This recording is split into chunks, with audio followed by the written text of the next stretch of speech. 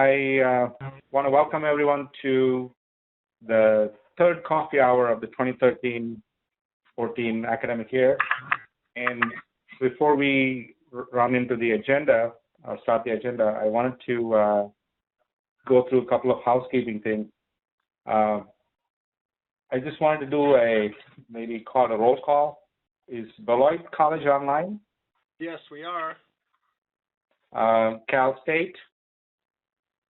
Fresno? Okay. Cal Poly? Oh, it's Cal State. Fresno State. Okay, Fresno State. Cal Poly? Cal Poly's here. Thank you. Colorado Mesa? Anyone from Colorado Mesa online? Okay. And DePaul? It's online, I think.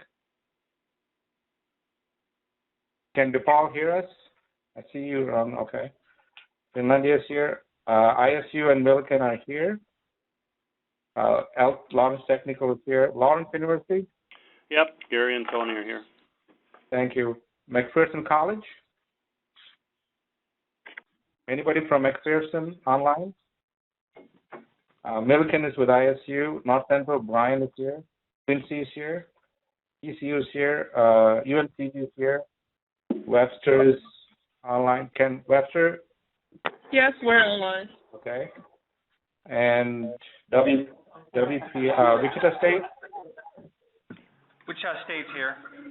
And WPI is here. Okay. Great. Thanks, everyone, for taking time out this morning to join us. The main agenda item today is to do a few things as a follow-up to the summit. And this is what we wanted to cover today. There have been a few side conversations from questions from fellows about how to use the licensed Drucker content. And I want to go through that briefly with everyone in the community. And we have several fellows and directors who have volunteered to talk about the common contract updates, which is like a report out to the community as to what fellows are thinking about doing, what directors are thinking about doing. And this is the takeoff of the famous Peter Drucker question, which says, well, I'm glad you like my training, but tell me what is it that you're going to do different Monday morning? And in this case, what are some of the things that people start to think about and do Monday morning to infuse entrepreneurship in their coursework? And I also wanted to give the e-baristas a chance to talk about their COE plans. And I also wanted to highlight the importance of registering and posting to the fellow site. We have a summit follow-up survey that we are going to be sending out to the entire community. We hope that everyone takes a few minutes to give us some of your thoughts, comments, and feedback. We really, really wish to know your suggestions, ideas, what you thought worked, what you thought didn't work well. And then the next coffee hour is for directors only on the 20th of December. And I also put my email up because some of the fellows did not know what my email was. So that's sort of the, in a nutshell, what we're going to discuss. This graphic shows the breadth of how many states we are present in terms of the Common Fellow schools across the nation. And this year, again, we have 19 universities and 140 fellows in this cohort. And as you can see, we are spread all over the country, somewhat of a concentration in the Midwest, but we have representation out east and out west, and in the Upper Peninsula area and in Carolinas. And my hope is that we'll have at least one person from each of the 19 schools who can share with the community what they sort of took back from the Fellows Summit and mainly what we call as the Coleman contract. So as fellows were working within their COEs, the cups of espressos, and working through the various content from the Drucker training, I hope that all of us will have some understanding of what fellows are thinking about. So going back to the first item on the agenda, everyone got a, I just dropped my binder. Everyone at the summit got a binder, and in the binder there are several tabs, and the content that was provided, for example, the innovation cards, is one of those sections. And if you remember, we used this material in the training to talk about how Drucker's content or how his way of thinking and approach to innovation can inform what we as a community of fellows can do to increase entrepreneurship. And what the agreement stipulates is that we cannot use the book materials as it is displayed in this worksheet. So what we cannot do is copy these items and distribute it to your class or others that you think will be benefiting from this material. And also, if you look in, for example, innovation, the card number 3, the Drucker Institute uses example from the 1940s when they talk about how the computer industry innovated, and then IBM. And in my own case, what I have done is I have taken this information and used current examples, bringing it to the 2012 or 2013 information, and created my own PowerPoint, or it's actually PDF that I created. This is what I use in my classroom, and that is perfectly okay. So what they're saying is we cannot use the material as displayed in these programs. I just realized I have So if there is a question about this, please feel free to email me separately, and I'll be happy to work with you. Another example would be the 7 opportunities of innovation. What we cannot do is make copies of this and then use it in our classrooms or other instances. But we can interpret what is said here and create our own documents or presentations, and that we can use. So that is the essence of what the agreement says, and I want to make sure that the community understands that. And if there is anyone who still has questions about that, please email me. So now I'd like to go to the next item on the agenda and call on some of the volunteers who have indicated that they would like to share with the community what they are thinking about in terms of the Coleman contract and what they are planning to do for their task of infusing entrepreneurship in their coursework. So, and I don't have any particular sequence, but Coleman Director Mark Helscher from ISU volunteered to talk about this. And Mark, I'm going to give you the floor. Thank you, Joe. We're at our signature event today, the Startup Showcase event, and Milliken has joined us at this event, and that's why you see us connected together. But I think we've about decided to do this more often because we're having a great time. Let me speak specifically to what I brought back, and I think that was your charge, what I brought back. And we have a interdisciplinary course, and the first thing that I did was bring back the 7 sources of innovation. I really thought that did a wonderful job of putting in a concise format the 7 ways that you can think about in terms of new ideas and concepts and that sort of thing.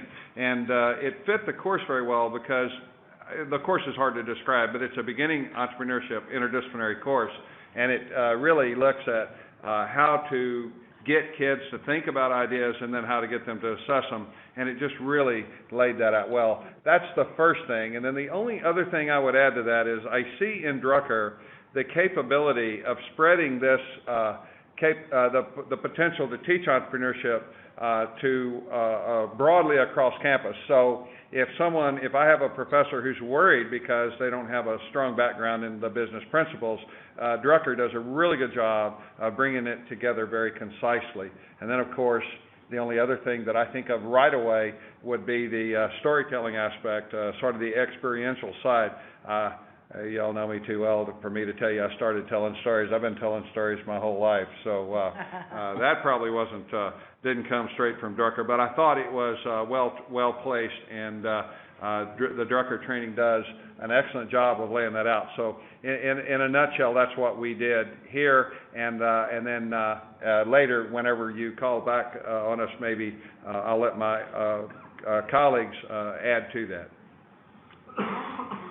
So I'll turn it over back. Thanks, Mark. As we are listening to Mark, if there are any questions from the community, please use your raise hand button, and I will hopefully sequence them properly, and we can get a conversation going there.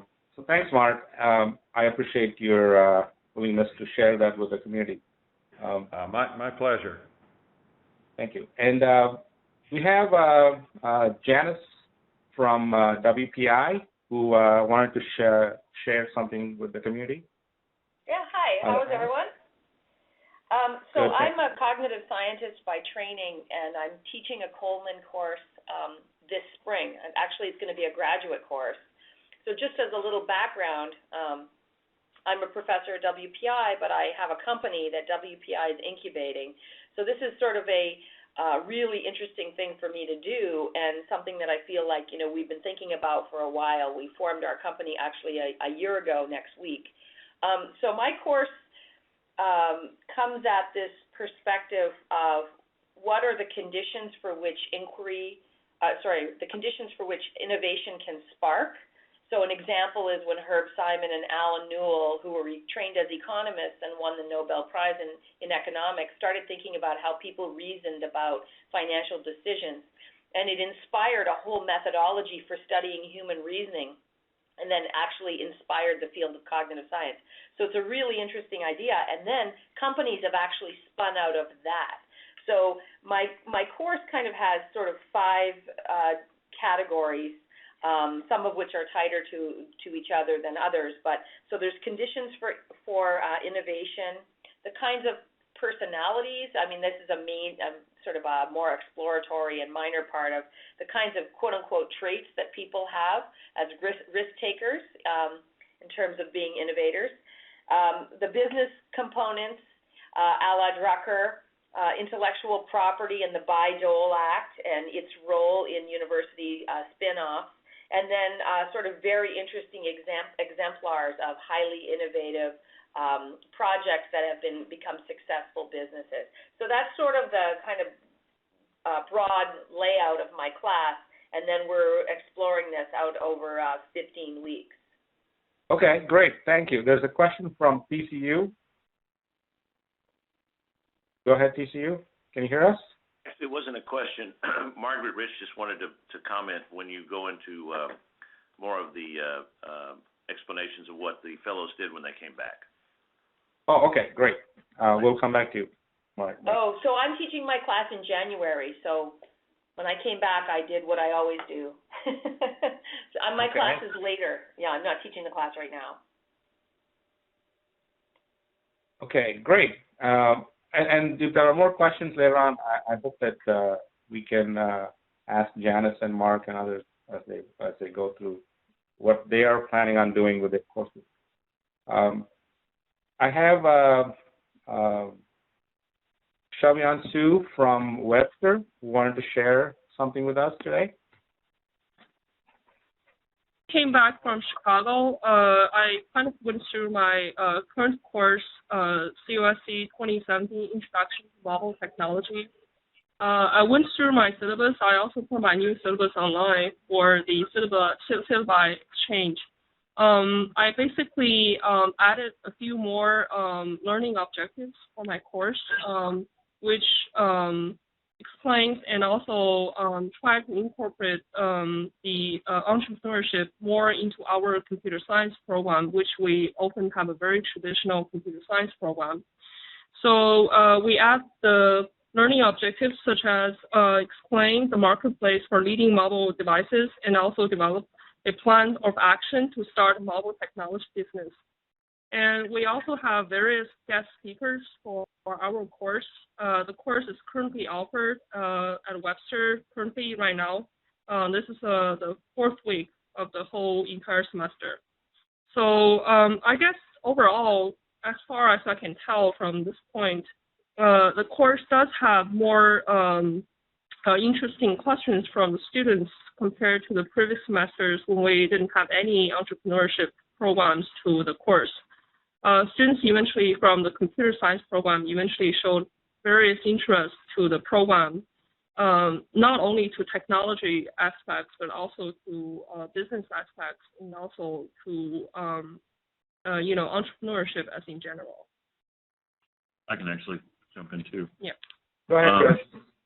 One of the things I'm doing is revamping my professional development in animation course. And what I've taken a look at is the innovation checklist.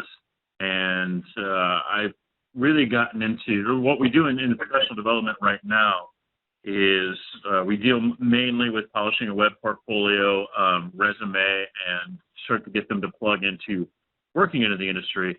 But I'm examining the ideas of the micro enterprise and what it would take to get either a YouTube or some sort of like web channel of the students' animation kind of off the ground at this point. But one of the things I really like about the innovation checklist is, with a daunting task such as animation, it's often bigger than one or two or three students. So they need to really focus down. Start the innovation small and really focus on, what it is to kind of run something on a studio level, but very, very little, like a channel. Great. Thanks. And if there are questions, you can... And the woman too. Okay. Go ahead, Janice. Do you have a question or a comment? Well, we wanted to know the name of each speaker. I recognize the last guy from the group. Hi. But I can't remember your name because I don't have my notes handy. Oh, that is Chris Sadgwick from Western University, and he teaches animation. Can you spell the last name? Sagovac. And if Okay. anybody has any good ideas of books on micro enterprise, I would love to hear those in an email or otherwise. And the woman, I'm sorry, what's your name? I'm Xiaoyuan Su from Webster University. Also, I'm teaching at Computer Science Department.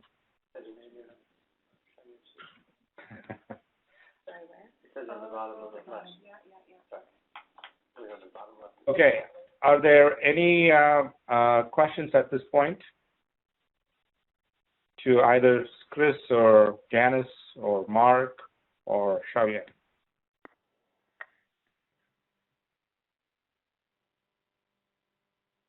Okay. Let's go to the next person. Is Kathy Hamilton online? Kathy Hamilton is online. Let's All see. right, Can Kathy. you hear me? Yes. All right. Hi. I'm from UNCG, and I too am going to mention Monday morning Drucker moment, but I also want to talk about the CEO, our BFF, which was the blended. What was it? Fellows Forum. Blended Fellows Forum, and that's the social sciences group. And one of the people in our group has already a program in which he's exploring entrepreneurship in Guatemala, and we are looking for an international service learning trip site, and I think that's going to be an outstanding connection for our literature, languages, and cultures. And I would like us to be working on fair trade and what is happening in Guatemala, because I work very closely in Greensboro with fair trade initiatives. So that was very exciting, great networking, and I really think it's going to benefit our university just by knowing, having met that person at the summit. I will be teaching a course on innovation and entrepreneurship and community leadership. that is described as a service learning designated course using experiential entrepreneurship to prepare students for positions of organizational leadership required in preparation for self-sufficiency and potential self-employment within any community context. At UNCG, to be an academic service learning designated course, we have to have course content, meaningful service that's identified by the community partner with whom we work, and reflection to enhance the learning. And so what I have done with an existing course that focuses on leadership theory is incorporate the checklist of Drucker. And I think what's going to be very exciting about that, I divided the Drucker sources of innovation as either process or moving innovation into entrepreneurship. And so I will, after having the students learn the 8 competencies of leadership, and we research, all the leadership practices, best practices, I want to link the innovation practices with the leadership and entrepreneurship, and have the students go into the community in the semester. The learning part will be they are going to evaluate and assess a startup business on the checklist of Drucker's sources of innovation. And then the service component of that is they will need to have a realistic, applicable, and accepted by the agency innovation that can be put into place by the startup with whom they've worked all semester. One of the things that I'm borrowing from the literature in entrepreneurship is that tremendous impact on underserved communities, on minorities, women, and refugees or immigrants, entrepreneurship has played in the global economy. And so the students will have to be working with an underserved population as they work with the 7 sources of innovation of Drucker. So I woke up Monday morning with a framework, thanks to the summit. Thanks. Wow, thank you. That's exciting. And as you think through some of these changes to the syllabus, I hope that you share your experiences on the website. So I'm hoping that all of us would take a minute to post things on the site so we can share it and have it written somewhere for future fellows. So Margaret from TCU, she wanted to share something with the community. So Margaret, go ahead. Thank you. Yeah, I'm at TCU, and I'm faculty advisor for a student agency for strategic communication. And I really came back with an idea.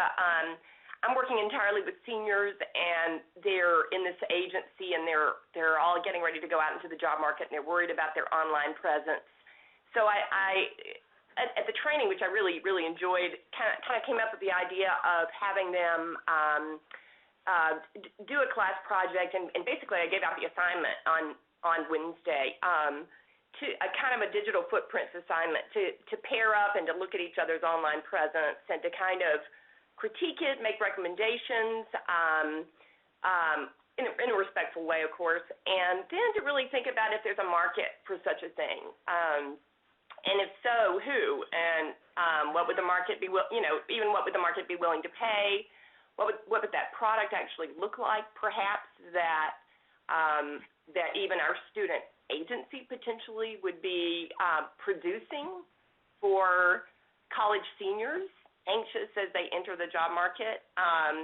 Should a student agency even provide this kind of service? It was all of this came out of just that. That the entrepreneurial kind of spark idea, looking at a need in our market, looking at a need in the population that we work with, and thinking, getting the students to think about paying attention to a need and trying to figure out a way to meet that need with their talents and skills.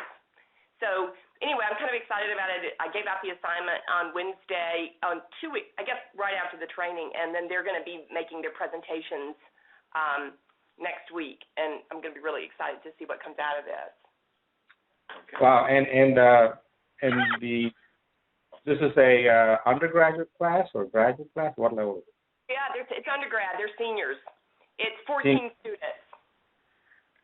Wow, great. Thank you, Margaret. Yeah, and I'll be sure to post this once we have the outcome. That'll be great.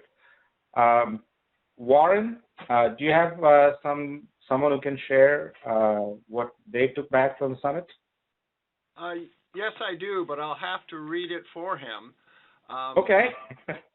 Rama Viswanathan is participating, but he's having to Skype in order to listen to us because he had to go to California.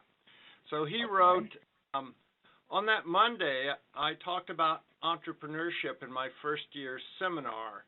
All of our students take a first-year seminar.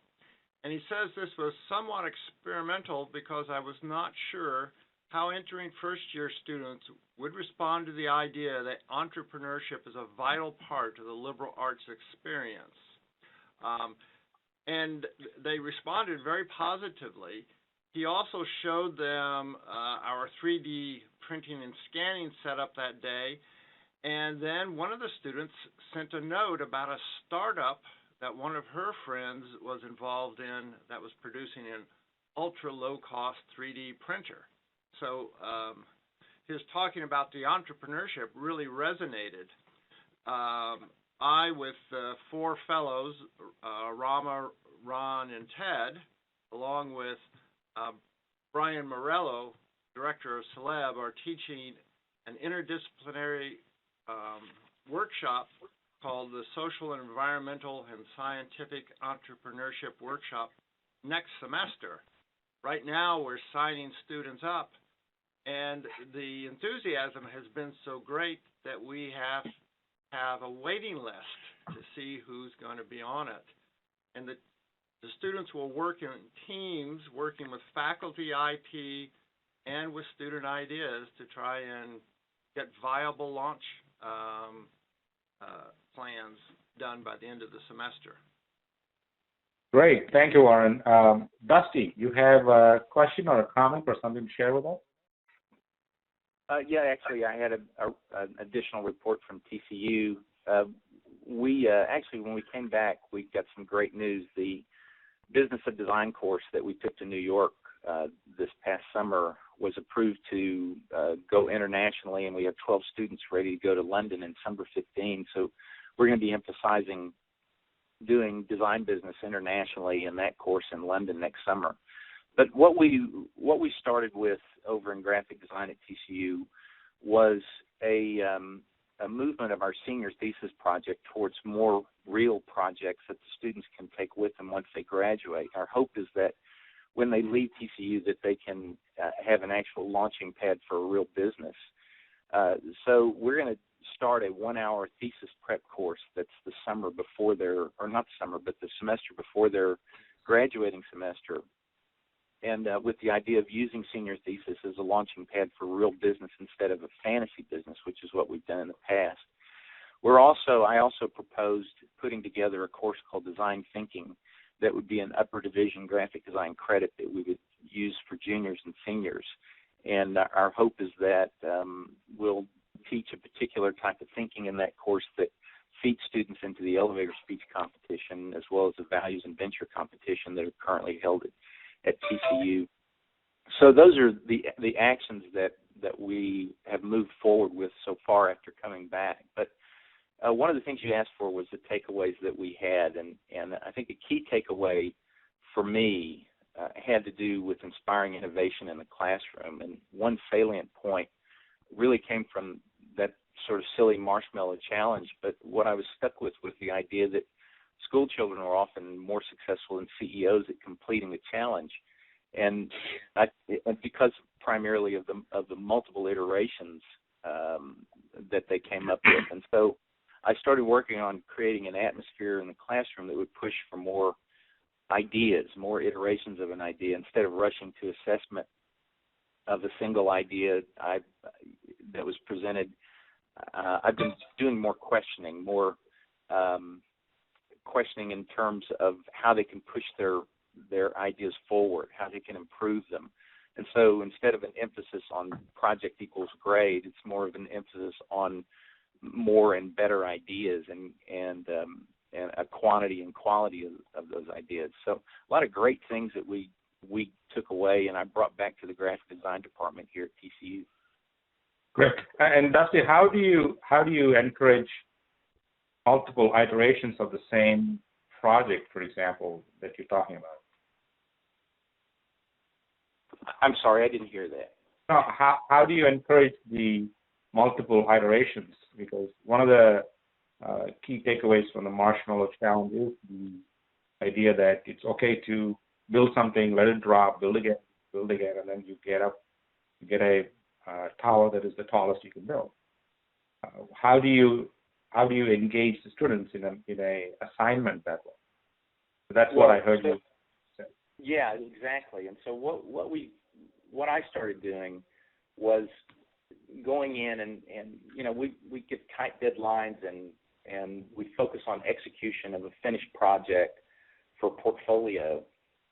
And instead, what I decided to do was just sort of midstream, departing from the syllabus, is to go back and revisit some of the projects that we'd already completed this semester.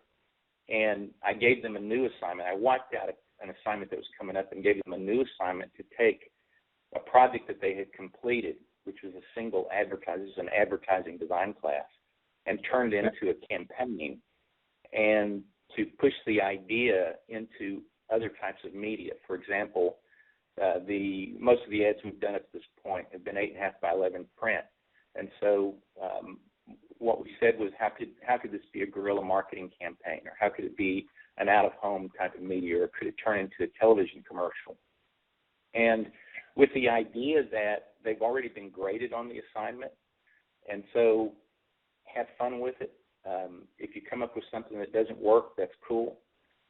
So the idea of sort of, it's okay to fall down and skin your knee, as long as you push the idea further. They're graded primarily on how many different types of concepts they can come up with, and as opposed to creating something that we go, yes, this within the tight constraints of the way we assess this particular advertisement works or doesn't work.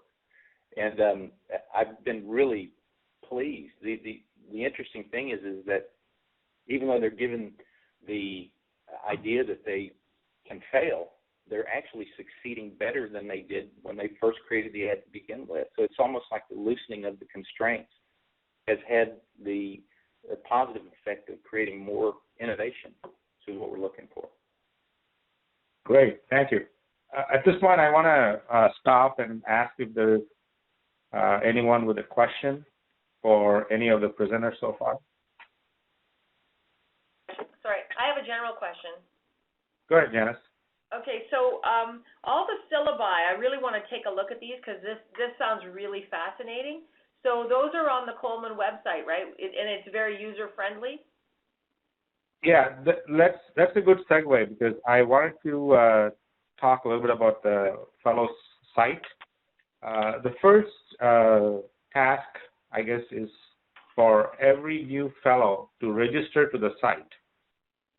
And when you do register to the Fellows site, what will happen is you will get a email sent to your email that you sign in with. I also want to mention that we strongly recommend that you use your university or school email that ends with a .edu. For a lot of reasons, we are under constant hack attack on the site, so we are limited the sign-ins from the fellows using their school .edu email, so it'll help us maintain the site better. Once you get an email sent to you, sometimes it ends up in your junk box because it's a first email sent out from the ColemanFellows.com address. You click on it to verify that you are who you are, and then once you're authorized as an author, you have access to the entire site, including the COE wall space that the e-versters probably have talked about. and you submit we call it an article or a report, either one is fine, and then I get to see everything, and then I post it in the appropriate spaces. So there has been some interest in the community to have every fellow, at least from this cohort, to go to the website and post their syllabus as is. So it's sort of the idea of before syllabus and after syllabus. So, or if it's a new course syllabus, post that. So if, for example, Janice, you are talking about modifying a course that you have taught in the past, then post your syllabus as of right now without any changes, and I'll code it accordingly so that we'll have a space for before syllabi, because a lot of the fellows are interested in just understanding how graphic design, for example, is taught in multiple locations. How is it taught in DePaul or at a SLU or Cal Poly? And so this will, again, be a useful piece for the community of practice to see that. And later on, after the modification is done, then we can post a after syllabus. So I'm hoping that all of you take time to first register to the site if you haven't done so, and then take a minute to post your syllabus as is, whichever course that you're planning to work with for the rest of the year to modify. Post the syllabus as is right now, and then later on, when you're done with the modification or the changes, you can post it as an after syllabus.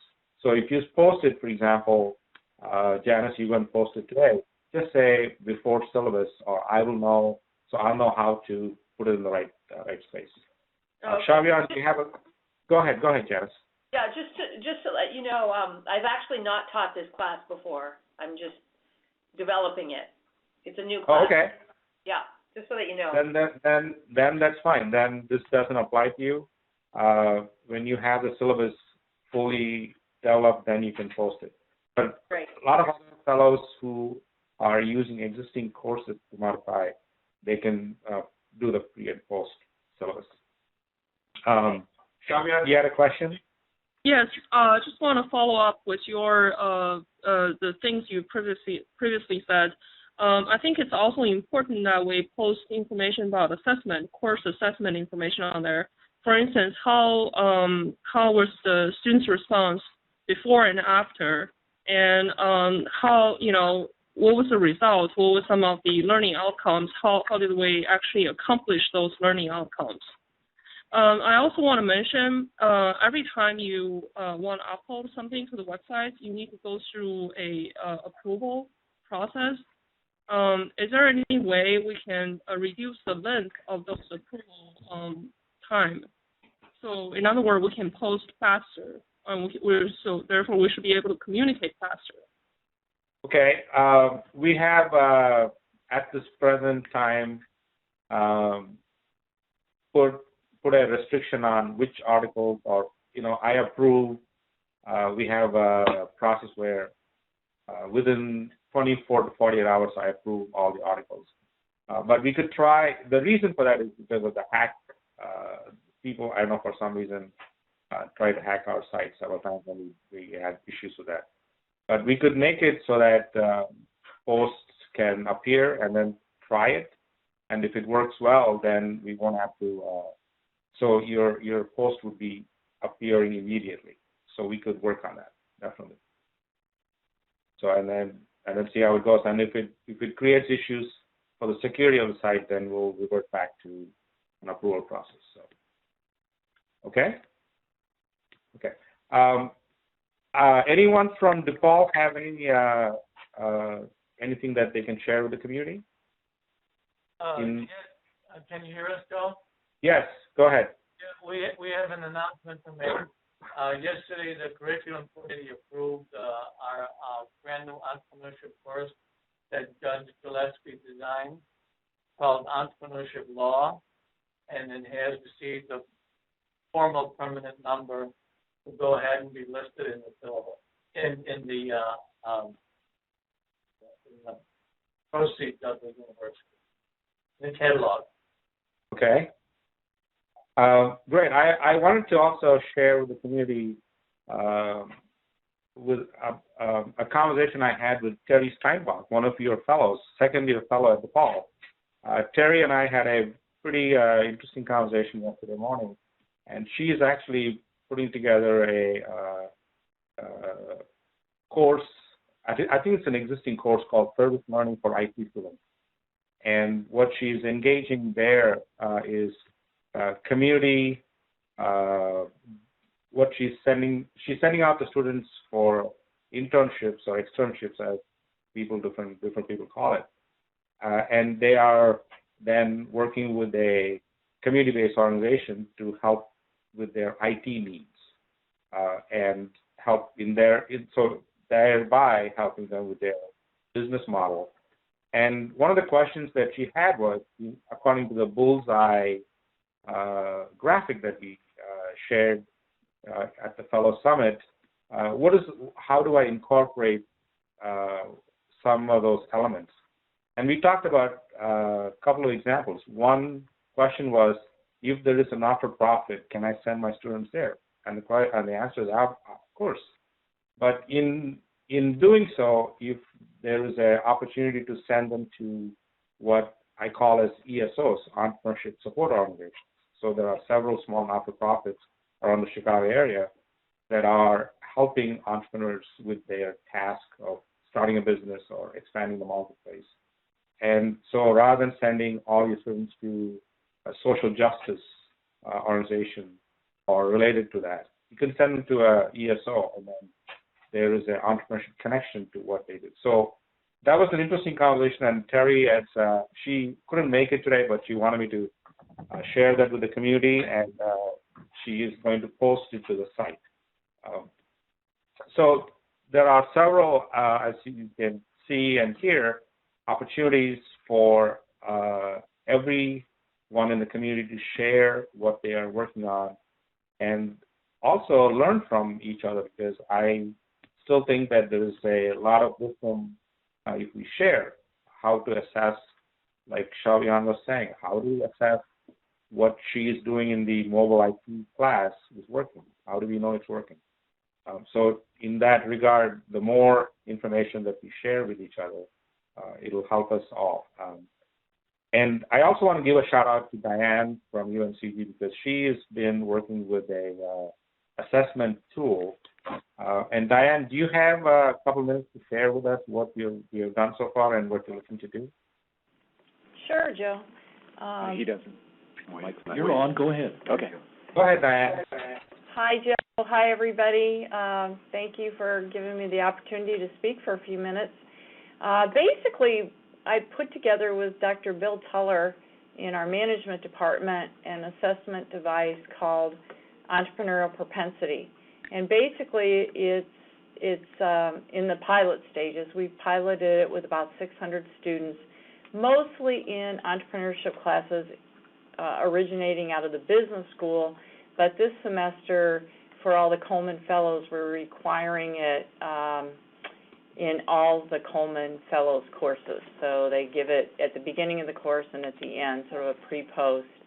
And it's really based on the idea that a person's entrepreneurial potential would go up during the course of the class.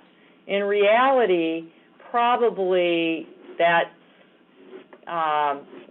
hopefully we'll see some change difference, but most of it would be from the beginning of when they started taking entrepreneurship courses till the very end, whether they're a minor or major, there should be a pretty big difference. But what we're trying to do is increase that potential to be an entrepreneur in class.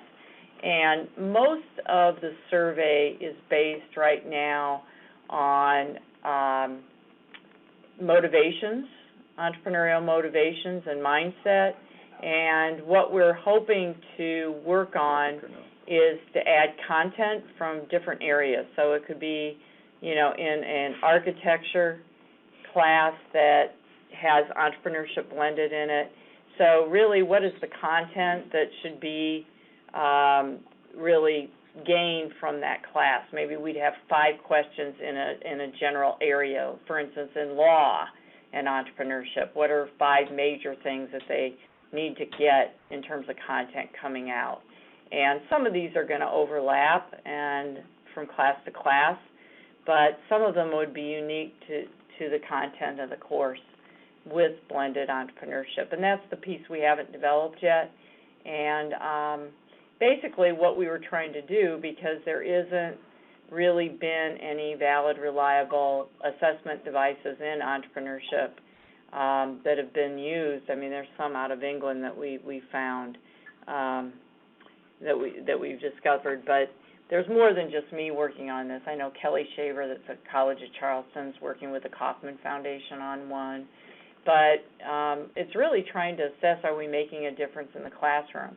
And I think a lot of times that is also up to individuals, what they're trying to really push in the course, what the learning objectives are, is going to vary from course to course. But our idea with entrepreneurial propensity is that there's this motivation involved that would carry over and be across all courses in entrepreneurship across the campus. So that's really the content of it. Thanks, and I think Diane did post some of these questions onto the site. If not, I know you emailed them to me. I'll post them to the site. Yeah, there's 3 major questions that came out of an article that we just did that'll be published in January 2014, and Joe and Jerry Katz and Candy Brush and Frank Hoy are all special editors of that journal on Entrepreneurship Research Journal. That's a special issue on cross-disciplinary. So there's 3 basic questions you should ask yourself when developing an assessment device for the entrepreneurship courses, and I believe Joe's got that posted or will post it. Yeah, I'll post it. We have a question from Fabian. Go ahead.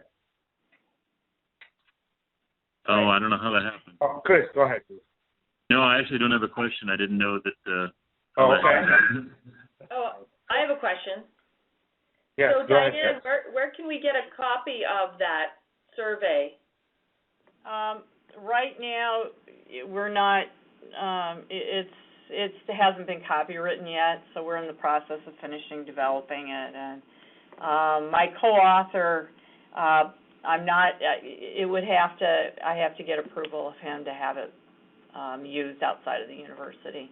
And it's not something that we have the answers and stuff. So if you used it, there would have to be somebody that would do all the statistics around it. So we're not quite ready to just let it out yet. And I see. Okay. Yeah, so it's still in the pilot stage. Sure, yeah, I We're understand. working on the validity and reliability on it, and we don't really want to put it out there until we've got what we think is pretty good. Yeah, and the questions have been normed, and it has to go through the process. Great. Okay. Go ahead, Diane. Anything else you want to add? Excuse me. Okay. Are there any other questions so far for any of the presenters? Okay. If not, I'd like to go to the other items that I wanted to cover today. Everyone who was at the Fellow Summit training will be issued a certificate from the Drucker Institute, and we are going to mail that to the directors on each campus, and we'll ask them to distribute it to the fellows who are at the summit and were trained. And the e-baristas have put together several action plans and timelines for them to meet with their cup of espressos. Some of them are actually meeting on WebEx online. Some of them are meeting asynchronously through the group's space on the site. And some of them are using a conference call. So whichever method works for your COEs, I would suggest that you let us know and let your fellows know. Somehow the information is not getting to all the fellows in each of the COEs. So I would if I can request all the e-baristas to make sure that your fellows are being, make sure that they're getting the information that you're planning in terms of meeting and the dates and the times. At this point, I'd like to perhaps invite Clark, who is, Clark, are you with us? I am, yes, Joe. Okay. Could you, if you don't mind, talk a little bit about the fellows survey, follow-up survey, please? Sure. Thanks, Joe.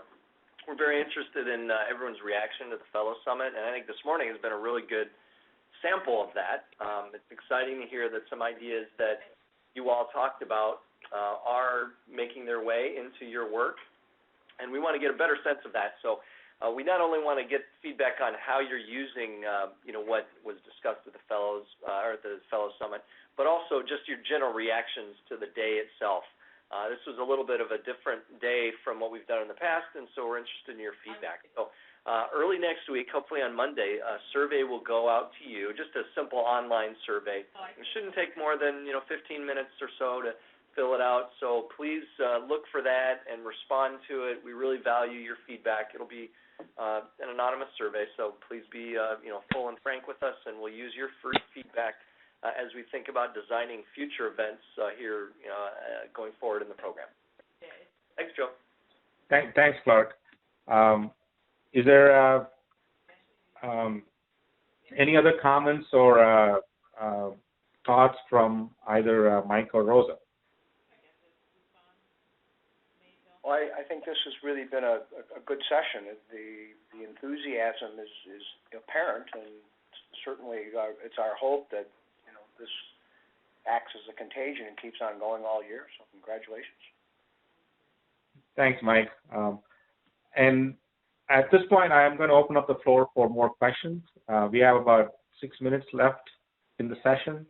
Are there any other questions or thoughts, suggestions? I just want to know if I can get on the phone. Okay. Oh, is there any questions so far? Yeah, so I have a question. Is there any way that I can join a second discussion? I'm sorry, say that again. Is there any way that I can join a second discussion? The faculty. So I would be interested in joining the Blended Fellows Forum on Social Science, but I'm currently in the Food and Ag group, but I'd like to stay in that group. Is there any way that I can join a second? Sure, absolutely. If there are faculty who find another COE interesting, absolutely. You still sort of belong to the first COE that you signed up with, and you could, absolutely, we are not restricting that in any way. So if there are faculty who would like to see what's going on with the BFF or the IT or the food and health, because it's the cross-pollination of these ideas that I think is really the strength of the community of practice. So absolutely, you could do that. And you can email me. I'll introduce you to if you don't know who the e-barista is for the particular group, in this case, it'll be Andy or Alicia, who are the COE e-baristas for that group. And if you don't know who they are, I'll be happy to introduce you to them, and or you can introduce yourself. Most of their information is in the group space. And if you go to you have to be registered to the site, and once you're a registered user, you can access the wall space dedicated to the COE, so then you can join any of the groups, multiple groups at the same time. Absolutely. Thanks for the question. So any other questions or comments or thoughts? And the website itself is, we are planning in the future to tweak the site a little bit more and make it more user-friendly. Right now, it is really a blog. It's not meant to be a website in the sense. It was meant to be an organic blog where people can post their ideas and thoughts and comments, but it's sort of morphed into a sort of a database driven site. So if you wanted to find out who's doing what, so we are working on getting that fixed so that it'll become more user friendly.